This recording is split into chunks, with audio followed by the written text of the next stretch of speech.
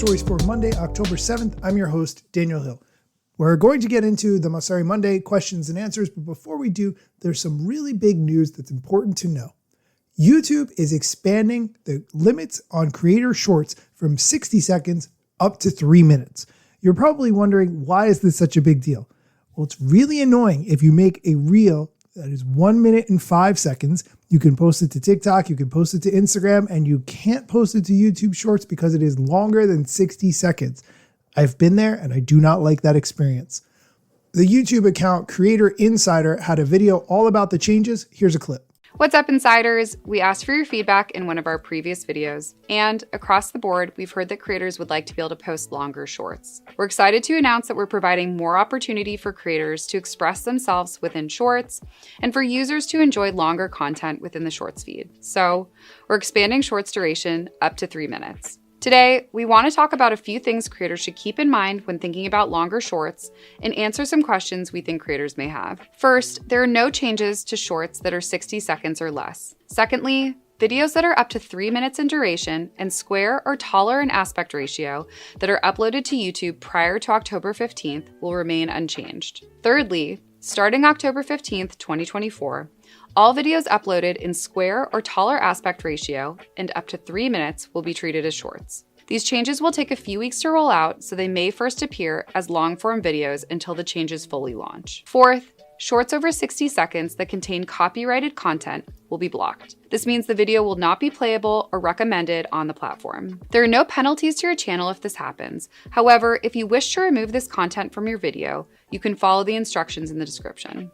If you are someone who spends considerable time focused on your YouTube strategy, you're going to want to check out the rest of that video. She explains the nuances around monetization, music on shorts, and so forth. I will link to it in the show notes so that you can check it out. Next, there's some big Facebook news that I want to talk about. Again, we will get to the Adam Mosseri Ask Me Anything, I promise. But first, Facebook hosted a pop-up event in Austin on Friday, and they talked about some new features specifically aimed at Gen Z to be more involved on Facebook. The two things that they announced I'm not interested in is a new local tab, which pulls together the best content locally across Reels, Marketplace, groups, and events. Not interested in that. That's not very exciting. A new Explore tab on Facebook, also not interested in that either. But here's the part I think you should really care about: events. Facebook launched a new feature that allows event creators to invite their Instagram followers to Facebook events. Prior to this, if you wanted to make a Facebook event, you could only invite people on Facebook, and not everyone is on Facebook. I love this concept. Facebook events are also expanding to allow SMS and email invites to guests, which means everyone can RSVP to a Facebook event, whether they are on Facebook or not. Additionally, Facebook introduced a weekly events digest feature to make it easier to discover local events.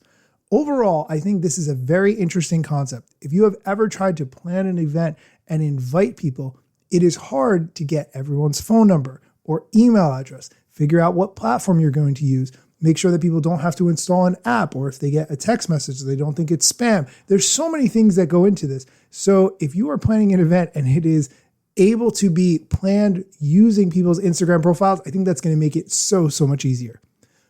Okay, we are going to take a quick break. When we come back, I promise we will do the Adam Mosseri Ask Me Anything. Stay tuned. Oh, hey, welcome back. Let's dive into some clips from Adam Mosseri, the head of Instagram. First, he shared a clip talking about the importance of the first 3 seconds of a reel. In those first few seconds, you need to do something to hook the people who are watching so that they want to watch the rest of the video. Here's a clip of him explaining a strategy on how to do that. The first 3 seconds of a reel are super important. We call this the hook. Now, that doesn't necessarily mean you need to bait the user or have a cliffhanger, but you do need to get the user's attention, because as they're scrolling through a feed, you have a brief moment where you might actually get them invested in hearing what else you have to say. A couple things I recommend. One, use text when possible, because a lot of times people actually have the sound off to start. And two, set expectations. Let people know what you're going to talk about so they know if they are interested in viewing a bit further. Try this out. Let me know. There's different ways of creating hooks, and hopefully if you experiment enough, you'll find it'll help you reach. Let me know below in the comments what you think. Peace. He makes a lot of great points in that video. The importance of text cannot be underestimated because often people are not watching with the sound on, they don't have their earbuds in, whatever. They're watching next to a sleeping spouse. So if you do use text or captions, this way they have an idea of what they're getting into. I think that's a very smart way to do it.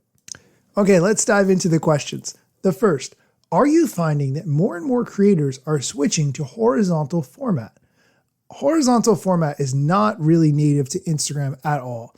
When pictures are posted in portrait form, they can fill a lot of the screen, potentially all of the screen, and that's what you would want. So this way it is a more immersive experience for people. Here's Adam's answer to the question, if more and more creators are switching to horizontal. At a macro level, no. There's definitely a trend right now, particularly actually a little bit more on the photo side than the video side, that where we've seen people go to throwback cameras, retro cameras that are landscape, 4x3, that sort of thing.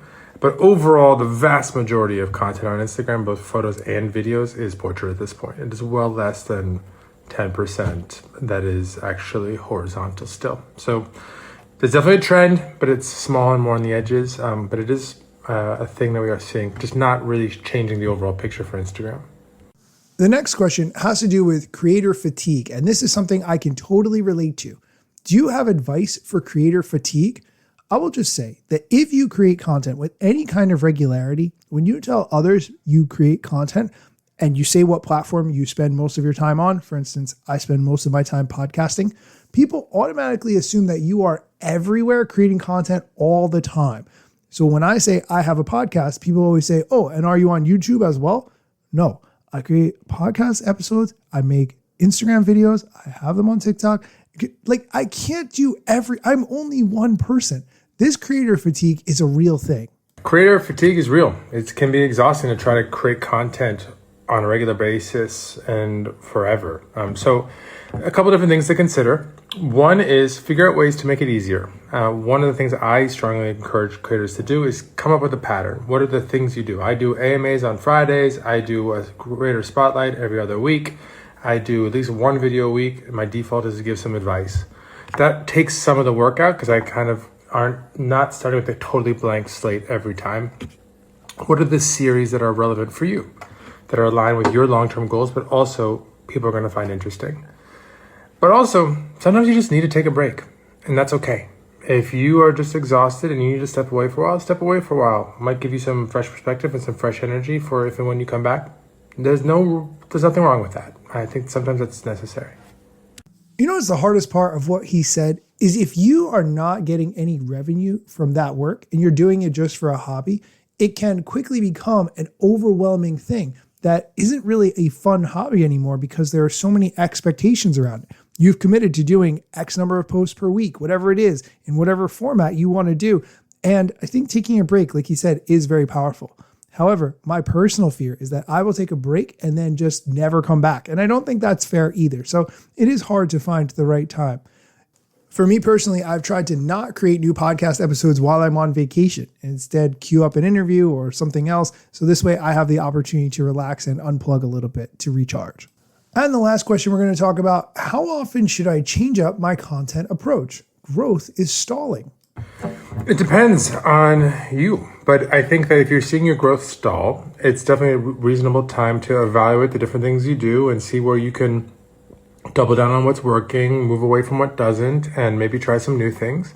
For me, I did that last year. In December and November, my followership was going down, my reach was going down, so I reevaluated things. I came up with a different way to do creator spotlights. I started posting more shareable advice.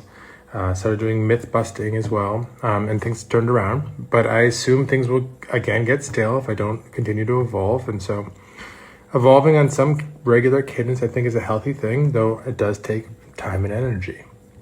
That was a vague answer. I would say retool once a year. That's a good enough amount of time. I mean, we've been on Instagram for 10 years at this point. Retooling once a year, I think, is perfectly reasonable if you're not experiencing the growth you want. That is going to do it for today's episode. As always, thank you for listening. If you have a moment, please leave a review of the show. I would greatly appreciate it. And you will get a shout out for leaving me a review. Let me tell you a couple things that you should know about me. A product manager but do not have a bachelor's degree, but actually that's factually a fraction of me. Another fraction's posting content irregular and irrationally. Still probably won't get a job at the Gram. They forgot, they don't know, or don't care who I am. That's why you never see me at the parties and events. My lack of followers must make me irrelevant. Don't have a course of book to sell to make a bag of grand. Not a social media marketer, don't represent any brands. Plain to see, don't have an agency, but I got a lot of spam. Just putting in my work without the glitz and glam. Won't catch me eating fish unless it's shrimp or clam. No six pack, no risk that, there's a gym card in my hand. Don't have a full-time job, but I got a lot of plans. Stay plotting, dropping knowledge on TikTok and Instagram.